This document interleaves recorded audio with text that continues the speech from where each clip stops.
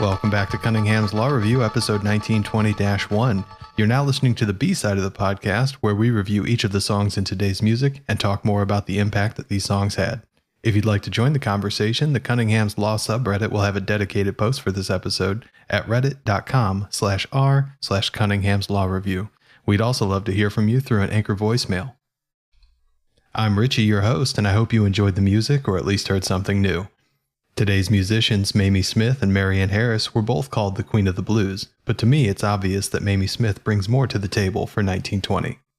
While Bessie Smith, no relation to Mamie, one-upped both of these queens when she billed herself to be the Empress of the Blues in the late 20s, it's crazy blues that blazed a whole new path for black artists, and that's where we'll start our review today. As a quick refresher, we review music at Cunningham's on a 5-factor scale that has a maximum of 25 points. The factors we look for are authenticity, innovation, catchiness, mastery, and complexity. Crazy Blues scores a 20 out of 25. For authenticity, Crazy Blues receives a 4. Authenticity is a major factor for why it sounds so wonderful.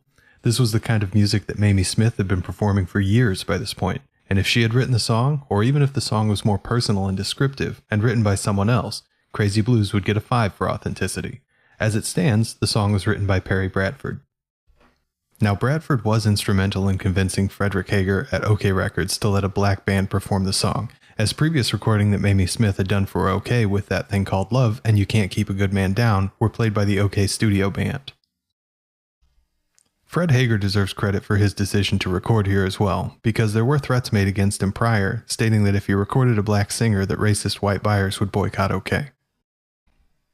For innovation, Crazy Blues receives a 5. It's rumored that during recording, after being given specific instructions on how to play for the delicate equipment of the time, that the band played how they normally did anyway, causing the first recording director to storm out and hand the controls to Hager directly. The band knew what they wanted to sound like, and they knew how to get there. That they were successful in their experiment earns them a perfect 5. This was Mamie Smith's biggest hit and sold over 1 million records for OK. Up to then, it was assumed that there was no market for black artists since white audiences wouldn't buy their records, and black audiences were assumed to not have the money to purchase them. This song helped to innovate an entirely new market by selling so incredibly well. The low swinging of this song will be in your head for the next few days, and the walking, bluesy sounds of the horns overlapping with each other create a rhythm that is unique and gets into your head when you walk around the house thinking about it, earning Crazy Blues a 4 for catchiness. While the band here is competent and deserves recognition for bringing this music to life on the record authentically in a challenging recording environment, none of their performances are stand out in any particular way, and the song receives a 4 for mastery. There's little groundbreaking in artistic statement around pretty much any popular song of the 1920s. For the most part, and you'll find this throughout other songs we review today, they were meant to be entertaining and easy to absorb for audiences, and they don't often feature a lot of complex themes. This song tells the story of a woman driven to crazy acts by her lover leaving, and this is a very well-worn topic for the era. But Crazy Blues is more than the sum of its parts. Crazy Blues proved that black audiences were willing and able to purchase music by black artists. But in order to differentiate the records from those by white artists, the concept of race records was born. Race records were a marketing tool that made it both easier for the discerning racist customers to avoid black records and for record companies to focus marketing on black audiences for those records. However, as more and more blues and jazz hits came out through the 20s, the market developed, and there were definitely white customers helping the growth. Art was closing the race gap by a tiny little bit, one record at a time. And the race gap between black and white artists at the time was very big. Advertisements in 1920 highlight Mamie Smith as OK's race artist. And for context, we're only talking about 100 years ago in the United States. There are literally people alive in the US right now who were alive when these events were happening. It's hard to believe, but it's true. But Crazy Blues wasn't Mamie Smith's only hit in 1920. We also listened to Fare Thee Honey Blues and You Can't Keep a Good Man Down, these songs receiving 16 and 15 points respectively. For authenticity, each of these songs receives a 3. They were both recorded by OK's house band instead of the jazz hounds that Mamie Smith would later record and tour with, and I feel you can tell. It's as if they were playing music by the numbers instead of as if they understood the goal of the music. The The songs also received 3s for innovation. While these songs are important innovations in themselves by being the earliest recordings by a black vocalist on a blues track, Mamie Smith was singing much more conservative and traditionally, probably so that she could be asked back later after having proven herself. In terms of catchiness, these songs are also 3s. They're rather forgettable unless a lyric happens to catch you just right. Mainly if you've been listening to a lot of 1920s music, you'll find that this just fits in with it rather than standing out from the crowd.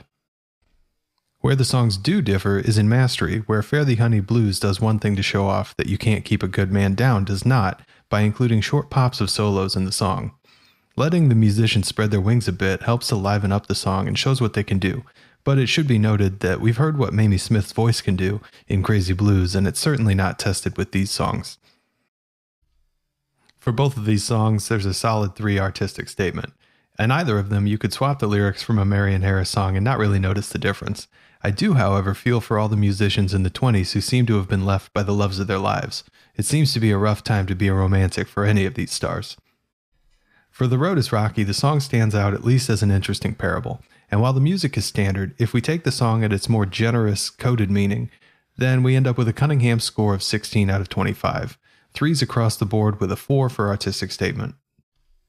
That Thing Called Love ends up with a 14, as it mirrors The Road is Rocky with across-the-board 3s, but loses 2 points for having an artistic statement so bland and lacking that it's noticeable and almost seems lazy. It doesn't detract from the song, but it does take away any staying power that the song could have had with better lyrics.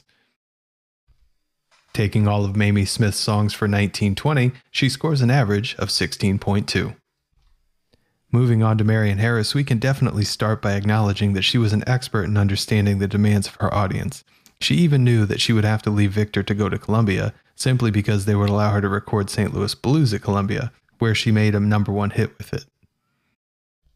While later recordings of the song are much more iconic, including the Bessie Smith version that is closer to a standard, there's no doubt that Marion Smith made the right move to go to Columbia.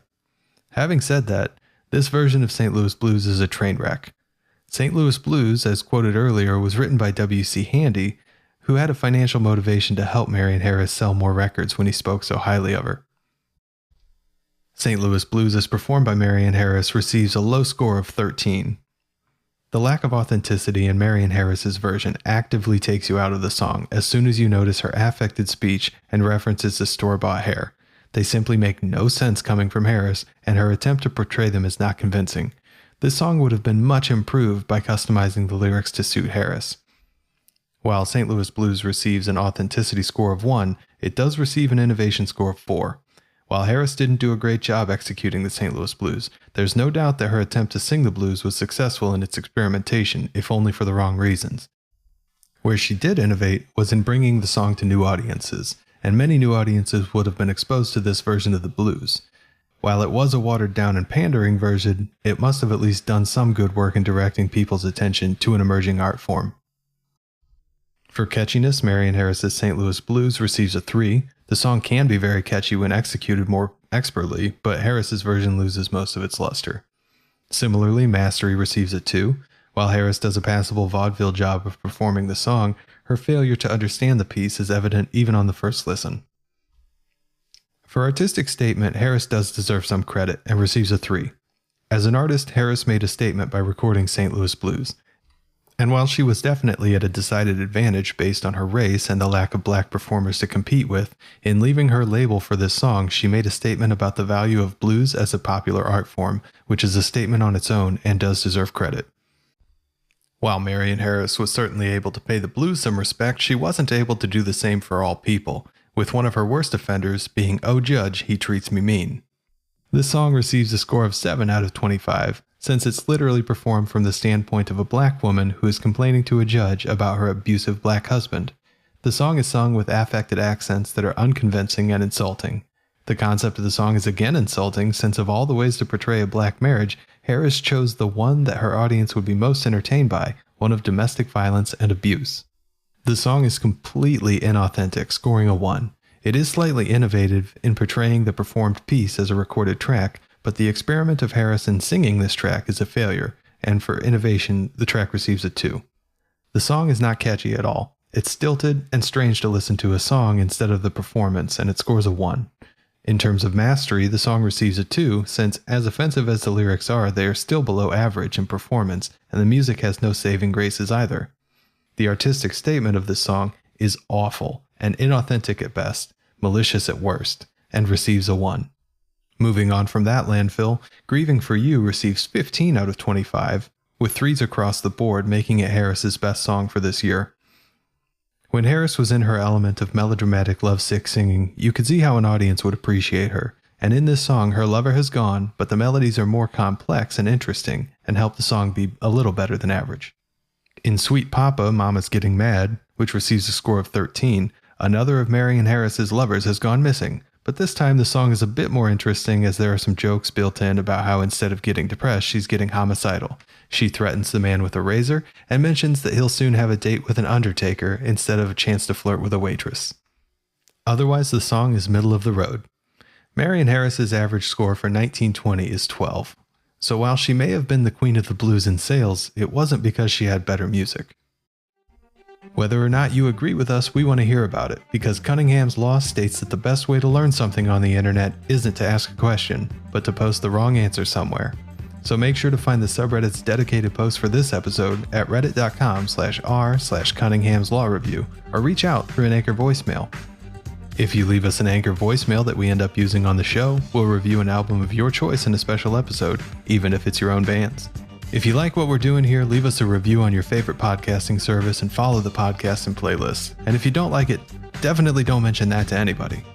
We'll be back tomorrow with another episode of 1920s popular music, this time focusing on the Irish tenors like Burr, McCormick, and Steele. Until next time, I've been your host, Richie, and you've been listening to Cunningham's Law Review. Our theme music is A Difficult Subject by The Insider, and nobody else works here.